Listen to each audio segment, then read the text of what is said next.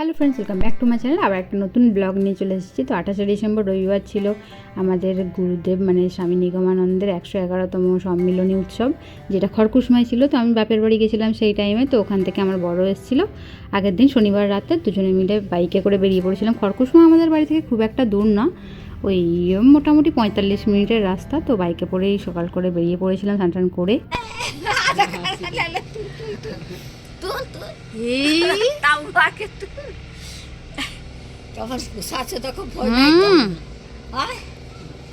পাকাবো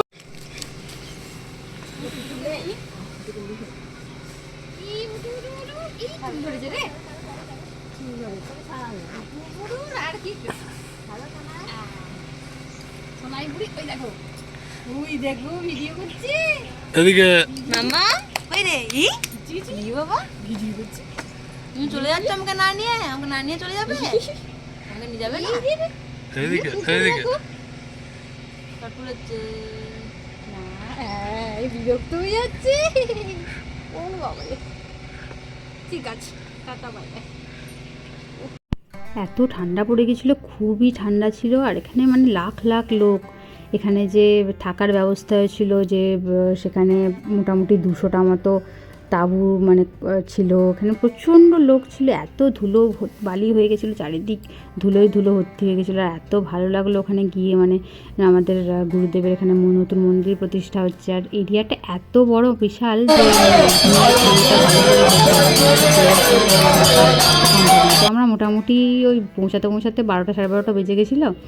আর খাওয়া দাওয়া করে মন্দিরে একটু বসে ঠাকুরকে প্রণাম করে তারপর আমরা ফিরে এসেছিলাম মোটামুটি সন্ধ্যের দিকে, ওই 6:30 7টার দিকে চলে এসেছিলাম।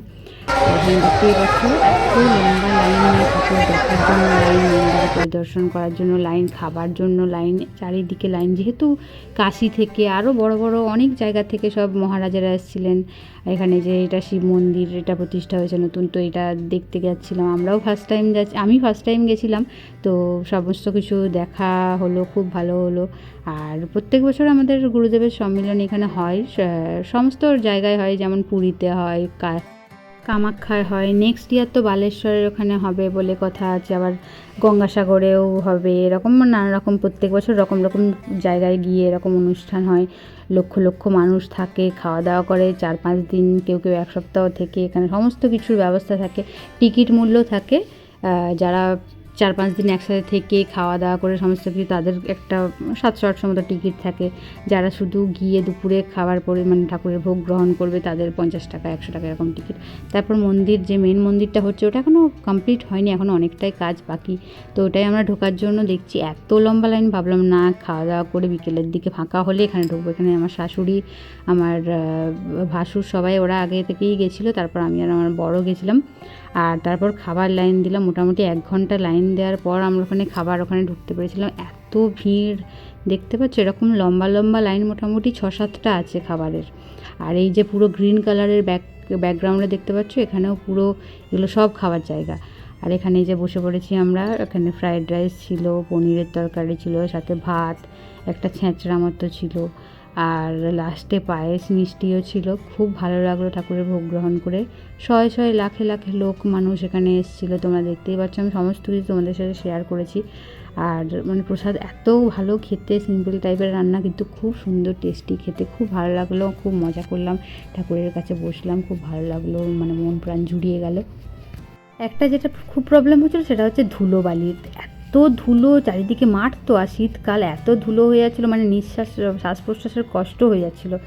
আর চারিদিকে একটু মাস্ক নিয়ে গেলে ভালো হতো। এবার আমরা তো জানতাম না এরকম কেস বলে, নাহলে মাস্ক নিয়ে গেলে ভালো হতো। অনেকে দেখেছি মাস্ক পরেও এসছে, আর আমরা জানতাম না বলে আর দেখা হয়নি। এখানে ওইগুলো হচ্ছে ঠাকুরের, এখানে পুকুর, ঠাকুরের নিজেদের চাষের জমি জায়গা সমস্ত কিছু রয়েছে। কত মানুষ এখানে ঘোরাঘুরি করছে। এই পুরো যতদূর এরিয়া দেখতে পাচ্ছ সমস্ত কিছু আমাদের ঠাকুরের জায়গা। আর এখানে দেখছো ফুল গাছ, সবজি গাছ, সমস্ত কিছু চারিদিকে বাগানের মতো করে সাজিয়ে রাখা আছে। এত সুন্দর সুন্দর ফুল গাছে গাছে রয়েছে, লাগানো রয়েছে সমস্ত কিছু। খুব ভালো লাগছিলো দেখতে। আমি ঘুরে ঘুরে সমস্ত কিছু ভিডিও করছিলাম।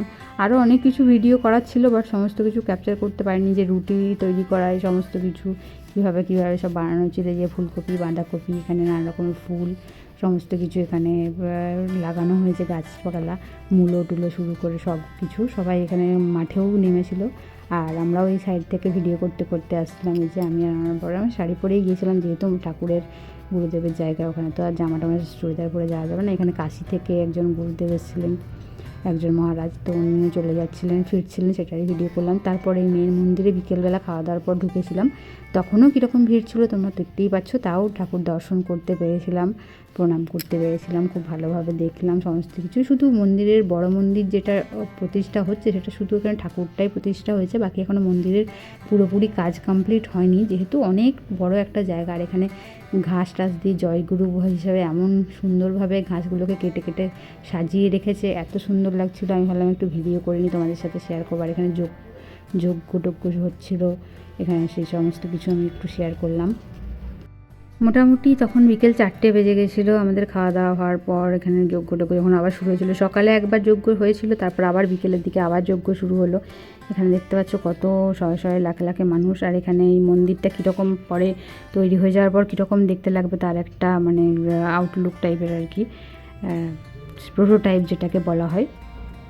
এখানে গুরুদেবের সমস্ত ধরনের মূর্তি, সমস্ত ধরনের চিত্র আর কি ছিল, কম বয়স থেকে বেশি বয়স, সমস্ত রূপ, যা যা রূপ থাকে সেই সমস্ত কিছু শেয়ার করলাম।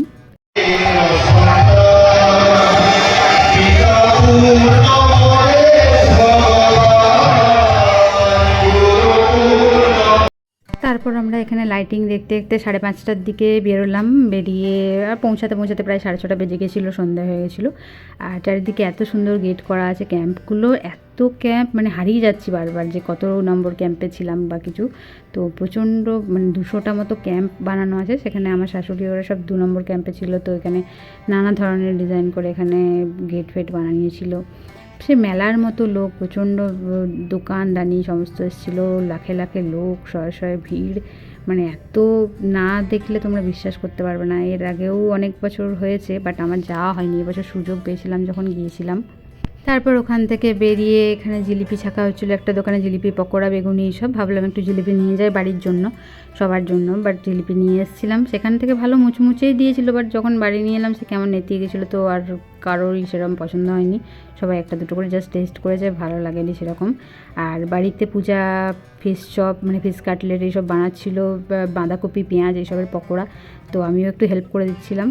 এখানে কোটিং করে রেখেছিল সমস্ত কিছু, এখানে ব্রেড ক্রাম দিয়ে আর ডিম দিয়ে গুলে, তারপর আমি একটু হেল্প করে দিলাম ওকে, ও ভাজছিল আমিও একটু ভেজে দিলাম, দিয়ে সবাই মিলে তারপর খেতে বসে পড়লাম। তারপর দেখলাম যে ডিম বেসন সমস্ত কিছু বেড়েছে, ভাবলাম তাহলে ওয়েস্ট হবে কেন, তো ওর সাথে বাঁধাকপি পেঁয়াজ সমস্ত কিছু দিয়ে আর একটা ধরনের পকোড়া বানানো হয়েছিল। আর এইটার রেসিপি আমি শেয়ার করতে পারলাম না, কারণ আমরা যখন ফিরেছিলাম তখন পূজার মোটামুটি সমস্ত কিছু রেডি হয়ে গেছিলো, আমি জাস্ট একটু ওকে হেল্প করে দিয়েছিলাম ভাজাতে, তো ওই জন্য ভিডিওর রেসিপিটা আমি দিতে পারলাম না, পরে তোমাদেরকে দেখিয়ে দেবো।